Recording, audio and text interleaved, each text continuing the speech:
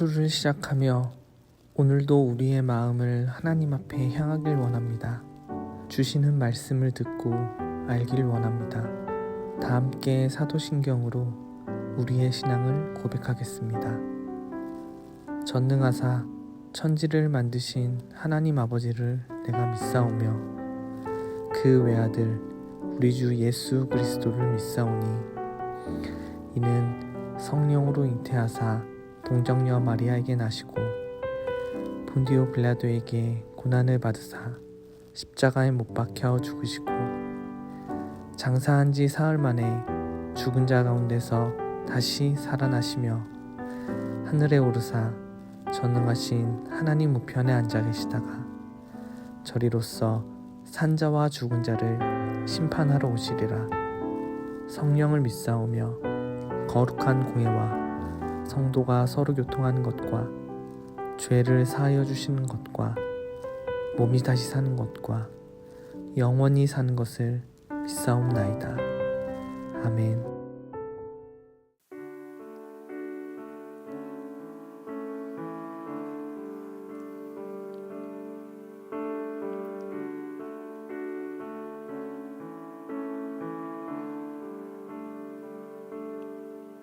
주님 내 길을 잘 아시고 내 걸음 아시네. 어둠에서 빛을 내시는 그분을 믿네. 무엇으로 주를 섬길지 어디로 가야 할지 헤매이는 나를 아시고 길을 여시네. 주님 내 길을 잘 아시고 내 걸음 아시네. 어둠에서 빛을 내시는 그분을 믿네. 무엇으로 주를 섬길지 어디로 가야 할지 헤매이는 나를 아시고 길을 여시네. 내 삶은 주의 것, 내 삶은 주의 것, 온전한 신뢰를 주께 드리네. 보이지 않아도 믿음으로 걷네. 주 영광 바라보며 주만 따르네. 내 삶은 주의 것, 내 삶은 주의 것, 온전한 신뢰를 주께 드리네. 보이지 않아도 믿음으로 걷네. 주 영광 바라보며 주만 따르네.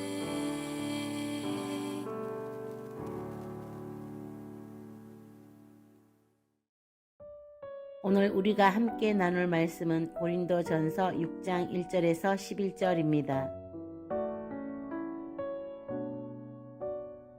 너희 중에 누가 다른 이와 더불어 다툼이 있는데 구태여 불의한 자들 앞에서 고발하고 성도 앞에서 하지 아니하느냐? 성도가 세상을 판단할 것을 너희가 알지 못하느냐? 세상도 너희에게 판단을 받겠거든 지극히 작은 일 판단하기를 감당하지 못하겠느냐? 우리가 천사를 판단할 것을 너희가 알지 못하느냐? 그리하거든 하물며 세상 일이랴. 그런즉 너희가 세상 사건이 있을 때에 교회에서 경히 여김을 받는 자들을 세우느냐? 내가 너희를 부끄럽게 하려 하여 이 말을 하노니 너희 가운데 그 형제 간의 일을 판단할 만한 지혜 있는 자가 이같이 하나도 없느냐? 형제가 형제와 더불어 고발할 뿐더러 믿지 아니하는 자들 앞에서 하느냐? 너희가 피차 고발함으로 너희 가운데 이미 뚜렷한 허물이 있나니 차라리 불의를 당하는 것이 낫지 아니하며 차라리 속는 것이 낫지 아니하냐. 너희는 불의를 행하고 속이는구나. 그는 너희 형제로다. 불의한 자가 하나님의 나라를 유업으로 받지 못할 줄을 알지 못하느냐. 미혹을 받지 말라. 음행하는 자나 우상 숭배하는 자나 간음하는 자나 탐색하는 자나 남색하는 자나 도적이나 탐욕을 부리는 자나 술 취하는 자나 모욕하는 자나 속여 빼앗는 자들을 하나님의 나라를 유업으로 받지 못하리라. 너희 중에 이와 같은 자들이 있더니 주 예수 그리스도의 이름과 우리 하나님의 성령 안에서 씻음과 거룩함과 의롭다 하심을 받았느니라. 아멘. 반갑습니다. 오늘 고린도전서 6장 1절부터 11절까지를 중심으로 중심이라는 주제의 말씀을 함께 나누겠습니다. 바울은 오늘 본문에서 성도들의 분쟁이 세상 재판장에까지 이어지는 것에 대해서 심각한 우려를 표합니다. 1절입니다. 너희 중에 누가 다른 이와 더불어 다툼이 있는데 구태여 불의한 자들 앞에서 고발하고 성도 앞에서 하지 아니하느냐. 성도가 세상을 판단할 것을 너희가 알지 못하느냐. 세상도 너희에게 판단을 받겠거든 지극히 작은 일 판단하기를 감당하지 못하겠느냐. 그러니까 바울은 왜 성도들끼리의 다툼을 세상 재판장, 세상 법정으로 끌고 가냐는 겁니다. 요즘에도 이런 일들이 많이 있습니다. 교회 안에서 일어나는 분쟁을 교회 안에서 판단받으려고 하지 않고 세상 법정으로 끌고 가는 일들이 너무 많습니다. 단지 일반 성도들뿐 아니라 노회나 총회를 보아도 세상 법정으로 문제를 끌고 가는 일들이 너무너무 많습니다. 그것은 분명 부끄러운 일이고 좋지 않은 일입니다. 그런데 바울은 세상 법정으로 끌고 가지 말아야 하는 것에 대해서 아주 분명한 이유가 있다고 설명합니다. 3절입니다. 우리가 천사를 판단할 것을 너희가 알지 못하느냐. 그러하거든 하물며 세상 일이랴. 우리가 스스로 누구인지를 안다면, 정말로 정확히 깨닫고 있다면 우리는 그렇게 못할 거라는 말입니다. 우리는 판단을 받아야 되는 존재가 아니고 우리가 천사까지도 판단할 수 있는 그런 권한을 가진 존재라는 겁니다. 여러분, 천사를 판단한다는 것은, 천사는 영물이거든요. 그런데 눈에 보이는 것으로 꽉 차 있는 세상뿐 아니라 보이지 않는 것까지도 판단할 수 있는 존재가 우리라는 거예요. 그런데 눈에 보이는 게 전부인 세상 일조차 세상 법정으로 끌고 가는 건 옳은 게 아니다, 이런 말입니다. 그런데 우리는 판단받으려고 하고 판단을 받는 것에 대해서 너무 익숙합니다. 누군가가 우리를 좋게 판단하면, 그렇게 우리의 편을 들어주면 어깨가 올라가고 기분이 좋아지다가도, 누군가가 우리의 편을 들어주지 않으면, 우리에게 대해서 나쁘게 말하면 우리는 견디지 못합니다. 한없이 우울해지고 속상해집니다. 왜 세상 법정까지 가는 걸까요? 내가 원하는 판단을 받고 싶기 때문입니다. 끝까지 가서라도 내가 옳다를 증명받고 싶은 겁니다. 그런데 눈에 보이는 법정이 최고의 권위를 가진 곳이라고 생각을 하는 거죠. 그래서 세상 법정으로까지 가는 겁니다. 그런데 바울은 그것에 대해서 아주 불쾌한 마음을 가지고 있습니다. 4절입니다. 그런즉 너희가 세상 사건이 있을 때 교회에서 경히 여김을 받는 자들을 세우느냐?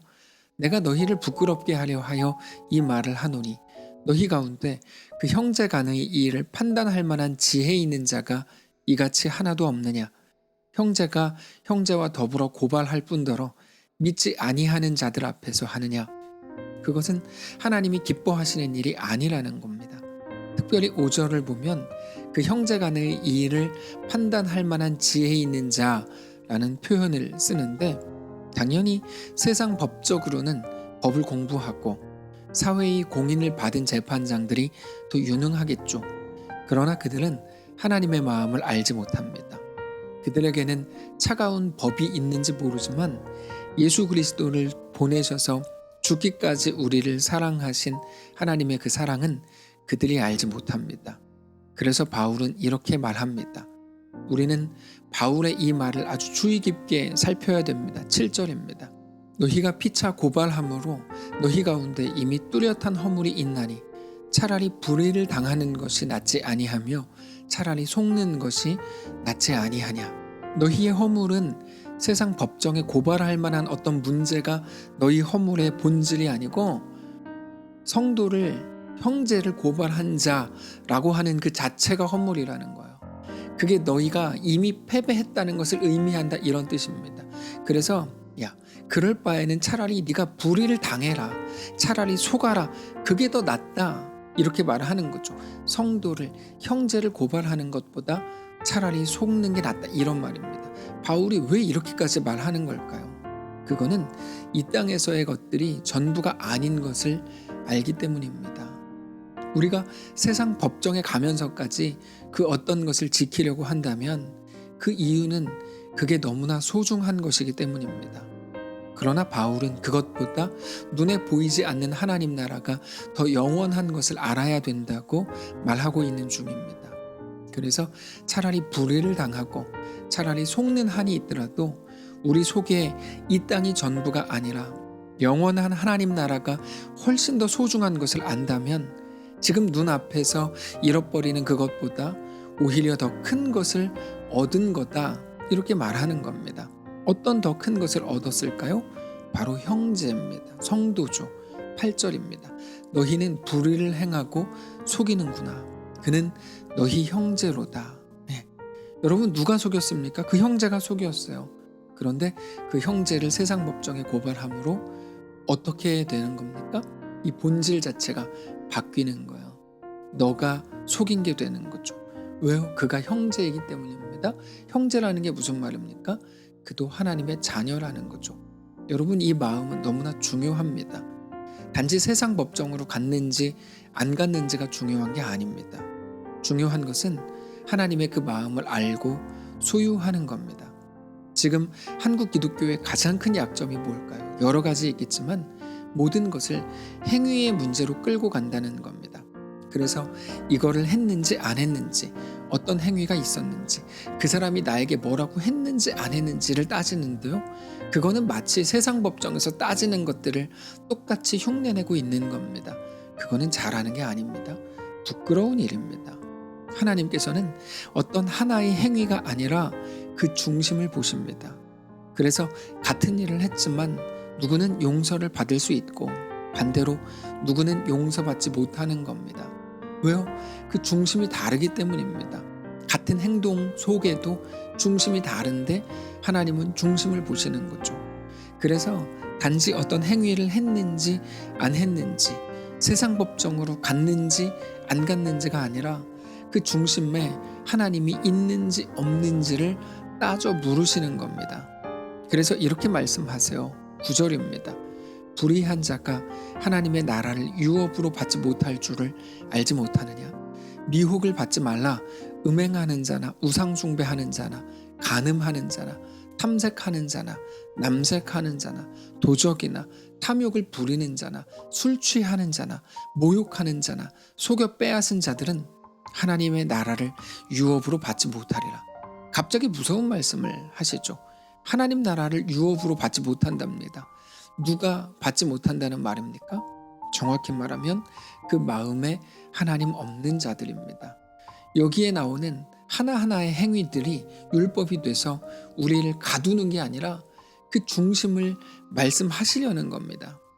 불의한 자라고 말씀하시는데 우리가 죄에 대해서 잘 알듯이 그 마음에 하나님 없는 자, 그 마음에 하나님 두기를 싫어하는 자를 가리키는 겁니다. 그들의 일반적인 모습들을 쭉 나열한 거죠. 그래서 이어서 이렇게 말씀하세요. 11절. 너희 중에 이와 같은 자들이 있더니 주 예수 그리스도의 이름과 우리 하나님의 성령 안에서 씻음과 거룩함과 의롭다 하심을 받았느니라. 여러분, 오늘 본문은 하나의 작은 예로 시작해서 사람의 중심을 살피는 것까지로 나아갑니다. 송사, 세상 법정의 문제가 아닙니다. 그 중심에 하나님이 있는가? 하나님을 그 마음에 두기 싫어하고 있는가? 부담스러워하고 있는가? 아니면 하나님이 너의 주인이신 것을 정말로 알고 믿고 그렇게 살고 있는가? 이거를 묻고 있는 겁니다. 그런데 우리 삶의 모든 부분에서 하나님께서는 동일하게 살피십니다. 그래서 우리는 내가 하지 않았습니까? 내가 안 한 게 뭡니까? 라고 따질 수 없습니다. 하나님께서 우리의 중심을 보시기 때문입니다. 반대로 우리는 못한 것 같은데, 부족한 것 같은데, 늘 부끄럽고 하나님께 죄송스러운데 하나님은 뭐라고 말씀하세요? 잘했다, 충성된 종아, 이렇게 말씀을 하시는 거죠. 그것을 마태복음 25장에서 지극히 작은 자 하나에게 한 것이 곧 내게 한 것이라 이렇게 말씀하십니다. 어떻게 지극히 작은 자에게 한 것이 하나님께 한 게 됩니까? 하나님께서 중심을 보시기 때문이죠. 사랑하는 성도 여러분, 우리에게 주어진 2022년 한 해 동안에 우리의 중심을 하나님께 두는 그 애씀이 있게 되시기를 바랍니다.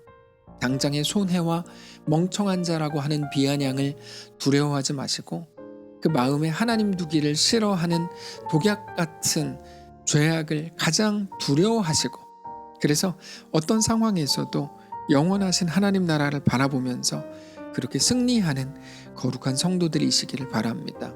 기도하겠습니다. 거룩하신 하나님 감사합니다. 우리의 삶을 주께 맡겨 드립니다. 우리의 중심이 오직 하나님을 향하기를 원합니다.